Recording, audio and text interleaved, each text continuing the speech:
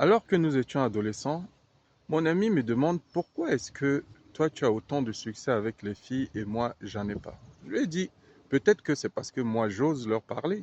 Je vais tout simplement vers elles, je leur dis bonjour et on parle de sujets divers. Et s'il y a affinité, eh bien ça match, on va ensemble.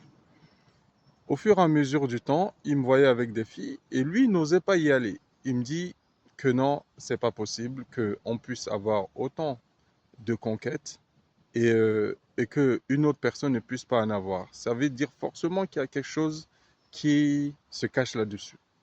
Et donc, il me priait de lui donner mon secret. À force, j'en avais marre.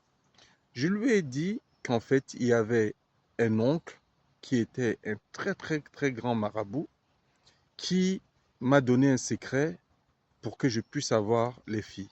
Et moi, je pensais que comme c'était une blague, il allait prendre ça comme tel. Mais non, il m'a pris au sérieux. Il m'a dit, non, mais c'est incroyable. Je le savais. Je le savais que tu avais un secret incroyable pour avoir toutes ces femmes-là.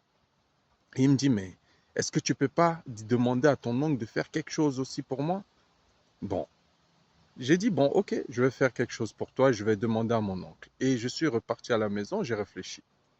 J'ai concocté dans une boîte d'allumettes, j'ai pris des os, je crois que c'était des os de poulet que j'avais terminé. Je pense que j'avais mis du ketchup pour que ça puisse ressembler à du sang. J'ai pris quelques herbes que j'ai mis à l'intérieur. J'ai attaché avec un vieux fil et autres, tout ça.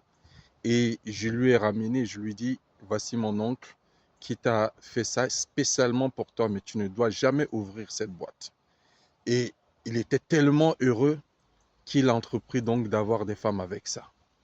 Et donc, quelques semaines plus tard, je l'ai vu avec des femmes. Il me dit, mais franchement, ton truc là, ça marche. C'est du tonnerre, c'est fabuleux.